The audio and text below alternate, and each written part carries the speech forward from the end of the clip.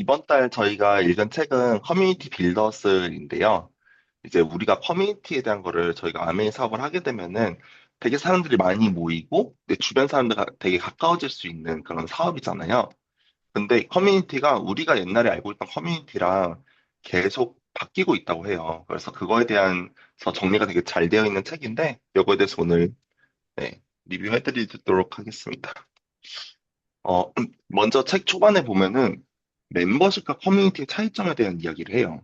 우리가 멤버십 있는 커뮤니티는 둘 다 뭔가 어디에 소속돼 있다고 그냥 느껴질 수도 있는데 멤버십 같은 경우는 그런 거래요. 우리가 옆집 사람과 제가 둘 다 뭐 이마트 쿠팡 회원권이 있다고 그래서 그분과 제가 막 쿠팡 회원권에 대해서 이야기를 막 많이 나누거나 서로 되게 친해질 기회가 있기는 되게 어렵잖아요.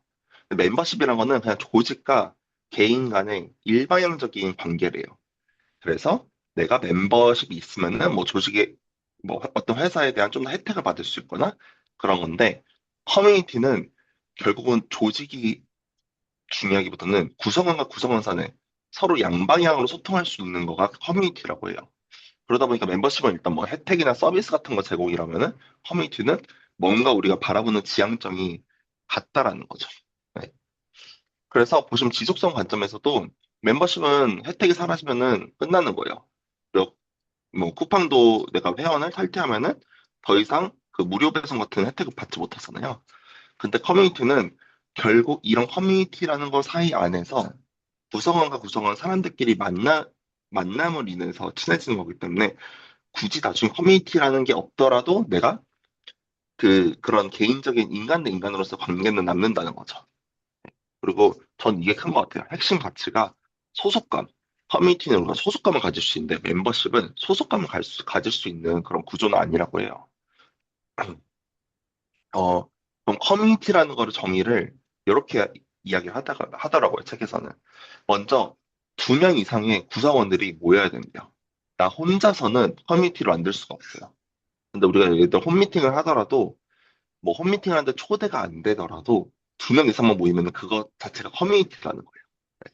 그래서, 혼자가 아닌 타인과 관계를 맺기 위해서, 기본적으로 한 사람 이상, 그러니까 2명 이상의 구성원들이 모여야 되고, 중요한 거는 여기서도 뭐 2명 이상이 모인다 하더라도 그들이 뭔가 공통적인 지향점을 갖고 있는 게 아니라면은 그거는 커뮤니티라고 보긴 어렵고 그냥 집합이래요. 그냥 여러 명의 사람들이 모인 거죠. 근데 커뮤니티가 되기 위해서는 뭔가 함께 도달하고자 하는 목표나 그런 공유하는 가치가 있어야 된대요. 그리고 세 번째가 그 공유하는 가치를 위해서 각자가 그 목표를 향해 달려가는 것이 아니라 서로가 서로한테 서로의 영향력을 줘야지 그게 커뮤니티의 조건이라고 해요.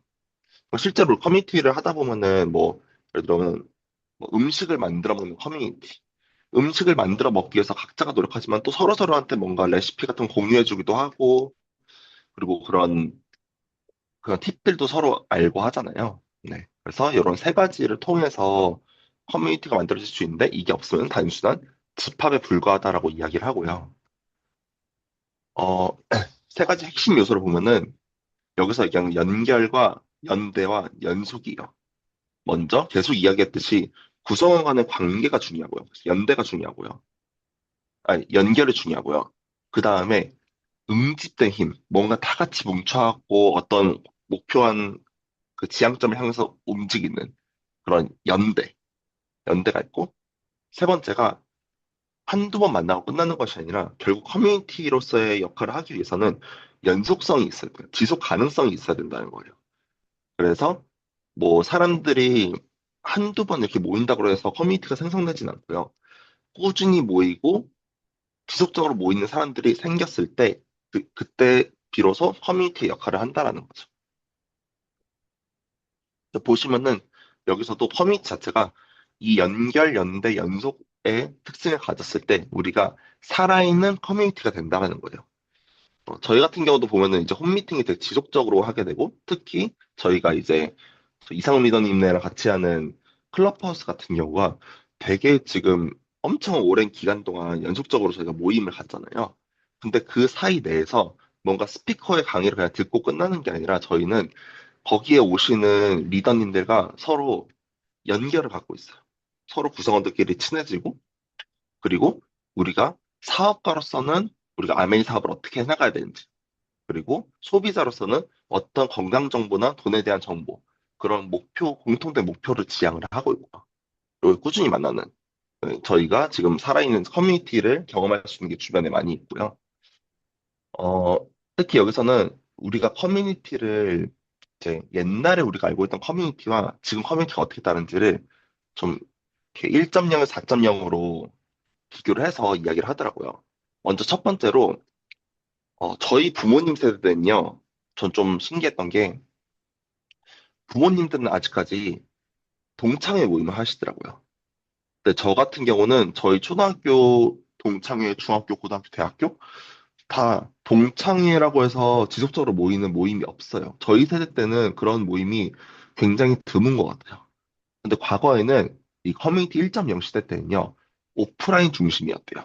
그래서 기본적으로 과거에 내가 어떤 행적을 밟아왔냐를 통해서 공통점이 있는 사람들끼리 모인다는 거예요. 네, 그 대표적으로 동창회 같은 거고요. 아니면 뭐 향후회 이런 거죠. 그래서 지역이나 혈연, 학연 기반으로 자연 발생을 하는 거고요. 종교적인 것도 그렇고요.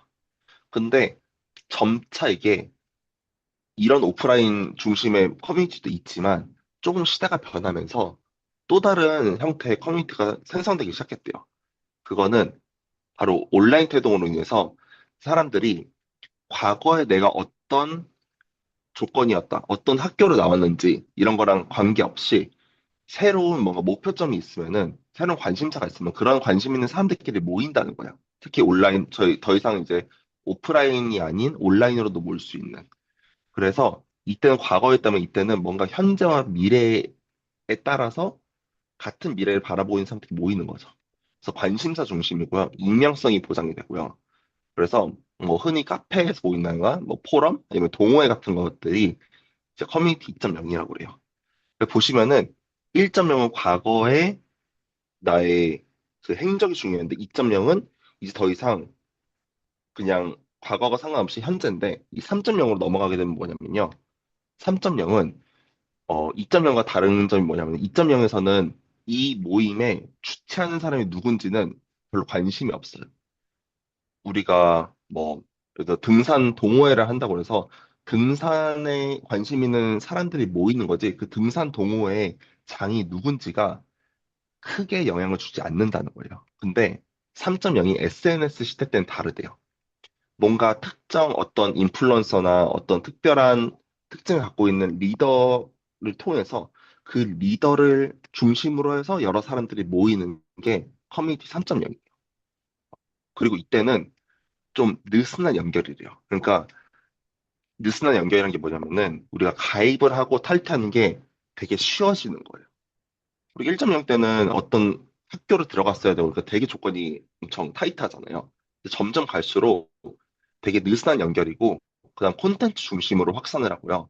그래서 뭐 하여튼 그런 거죠. 저희 뭐 월급쟁이 부자들 같은 거를 통해서 그런 사람을 통해서 그 밑에 여러 가지 커뮤니티들이 생기잖아요. 네, 그런 것들이 이제 커뮤니티 3.0이라고 하고요. 4.0은 또 다른 게 뭐냐면 아까 3.0에서는 어떤 특정한 사람을 기준으로 해서 그 사람 주변으로 여러 사람들이 모이는 거잖아요. 근데 4.0은 좀 더 목적성이 강해요. 그래서 뭐가 다르냐면은 이제 그런 거죠. 그, 그러니까 리더들이 한 명을 통해서 한 명 아래에 여러 명이 모이는 게 아니라 여러 명이 있는데 번갈아 가면서 어떤 때는 A라는 사람이 리더고요. 어떨 때는 B라는 사람이 리더고 그 때때마다 사람들이 바뀌어가면서 번갈아가면서 리더를 한다는 거예요. 저는 이 커뮤니티 4.0을 딱 봤을 때 저희 드림 아카데미와 저희 아메이 커뮤니티가 생각이 났어요. 그러니까 보시면은 뭐 예를 들어 금융이다 하면은 금융에 대해서 주제로 누가 주인공이야라고 하면은 이상훈 리더님 딱 떠오르잖아요. 건강이야. 그러면은 한택수 리더님이 딱 건강으로 떠올라요. 음식이야. 그러면은 저희 문예의 리더님 딱 떠오르죠.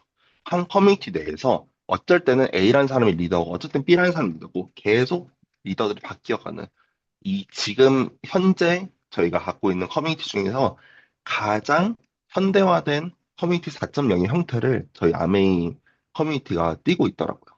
네. 근데 여기는 이제 진화라고 그래서 마치 1.0보다 4.0이 더 나은 거고 더 좋은 거고 이런 개념은 아니고요. 다 공존하고 있어요. 현재 상황에서. 근데 지금 점점 4.0의 형태의 커뮤니티들이 뜨고 있다는 걸 말씀을 드리는 거예요. 그러면은 커뮤니티 들어오는 사람들은 왜 이 커뮤니티 들어오는지 총 세 가지 동기가 있다고요. 맨 처음에는 지지와 연대예요. 우리 살아가면서 현재 삶이 녹록지 않잖아요. 내가 힘듦이 있더라도 나 혼자서 견디는 게 아니라, 아, 다른 사람들도 나와 비슷한 이런 고통을 겪어왔구나, 아니, 겪고 있구나, 이걸 어떻게 해결해 갔구나.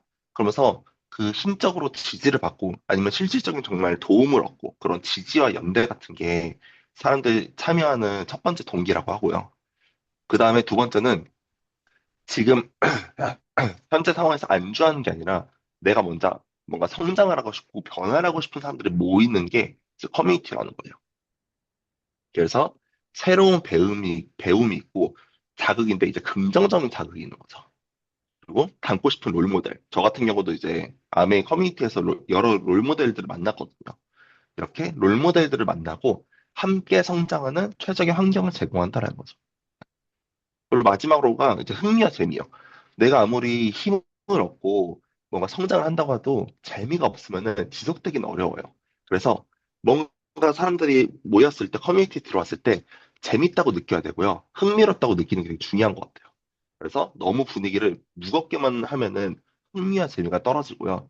그래서 너무 가볍게만 하면은 성장과 변화를 느끼기 어려워요. 그래서 이런 우리가 커뮤니티를 만들어갈 때 이런 밸런스를 잘 맞추는 게 되게 중요한 것 같아요. 그래서 우리가 이제 커뮤니티를 만드는 사람들 입장에서는 저희가 이제 아메이 사업을 해나가려면은 나만의 커뮤니티를 만들기도 해야 되고 다른 커뮤니티에 우리가 속하기도 해야 되는데 그러면 만드는 관점에서는 어떤 프로세스가 있는지 크게 세 가지로 이야기를 하더라고요. 먼저는 커뮤니티 디자인을 해야 된대요. 그러니까 내가 무엇을 위해서 그러니까 어떤 커뮤니티를 만들 거고 누구를 위해 만들 거고 어떻게 만들 건지를 계획하는 단계예요. 근데 여기서 중요한 게 커뮤니티 디자인을 할 때는요. 그 그러니까 어, 디자인할 때 너무 디자인할 때부터 완벽하게 만들려고 하면 안 된대요. 제가 옛날에 그 어플을 만들려고 했을 때 그때도 항상 이야기 나올 때 MVP라고 있어요. 그러니까 MVP 형태가 뭐냐면은 되게 정말 기초적인 기능만 넣어놓고 나머지는 되게 허접하게 만드는 거예요.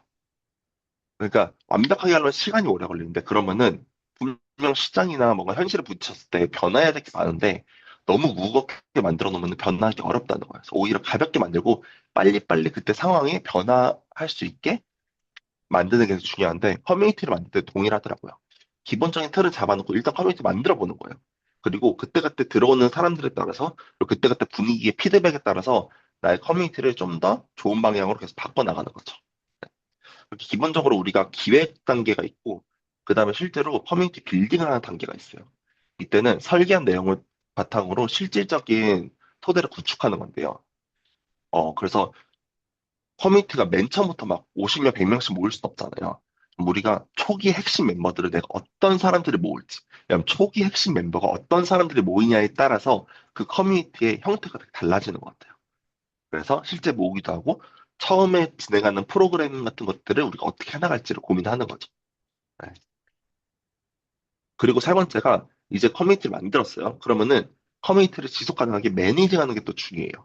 그래서 거기 오시는 멤버들 간의 연결을 내가 어떻게 해나갈지를 고민을 하고요. 그리고 지속적인 피드백. 아까 MVP를 만들었다는 게 결국은 커뮤니티 진행하면서 지속적인 피드백을 받고 그 다음에 그거를 통해서 이제 룰을 업데이트해서 나의 커뮤니티 적용하는 게 되게 중요하다는 거죠. 어. 이때는 이것도 중요해요. 내가 모든 거를 다 하려고 하면 안 된대요. 여기서는 자꾸 거기 오시는 구성원분들한테 역할 위임을 해주고, 그리고 스스로가 성장할 수 있도록 유도를 해줘야 된대요. 우리 항상 아메이에서 그런 얘기 하잖아요. 그러니까 다른 사람을 성공시키는 사업이 아니라 성공할 수 있게 도와주는 사업이라고 하잖아요. 근데 커뮤니티 내에서도 내가 와서 도움만 받으면 사람들은 자기 효용성을 느끼기 어렵대요. 그래서 그 사람이 와서 자기의 역할을 찾을 수 있도록 우리는 자꾸 도와줘야 되고. 그래서 뭐 하나라도 뭐 새로운 분 오시면은 옷 걷는 거라도 좀 도와주세요. 아니면 물이라 좀 이렇게 나눠주세요. 이런 자그마한 역할들이라도 좀 배분을 해드리면은 그분들이 이 커뮤니티 내에서 자기의 역할을 찾고 효용성을 느끼고 더 여기에 인볼브 되기 쉽다라는 거죠. 그래서 커뮤니티 디자인을 완성하기 위한 요소가 여기 책에서 얘기하는 게 되게 많더라고요. 그러니까 기본적으로 우리가 그 가장 중요한 건 컨셉을 잡는 거예요. 내가 어떤 커뮤니티를 만들겠다. 그 컨셉을 잡되, 그러니까 목표 같은 거죠. 근데 방향은 아까 말씀드린 대로 피드백에 따라서 계속 우리가 수정을 해야 되는 거고. 그리고 실제 어떤 프로그램을 할지, 그리고 환경은 어떻게 할지. 그러니까 온라인으로 할지 아니면 오프라인으로 할지, 둘이 병행을 할지 이런 걸 골라야 되고, 시간도 얼마나 자주 만날지, 몇 시에 만날지는 결국은 다 내가 어떤 대상자를 타겟으로 할 거냐, 온라인을 할 거냐, 오프라인을 할 거냐, 그리고 몇 명이 모일 거냐, 이런 것들을 다 서로 유기적으로 연결이 돼 있는 것 같아요. 그리고 호스트와 서포터즈의 역할도 명확히 구분이 돼야 된대요. 그러니까 초반에 서포터들이 많으면은 일단 분위기는 좋대요. 왜냐면 거기에 좀 더 역할을 갖고 있는 사람들 촉이 많으면은 서로 도움을 주고 하니까 좋아지는데 뭔가 지속이 가능하기 위해서는 계속 그, 어, 새로운 뉴들의 역할들이 많아져야 된다고 하고요.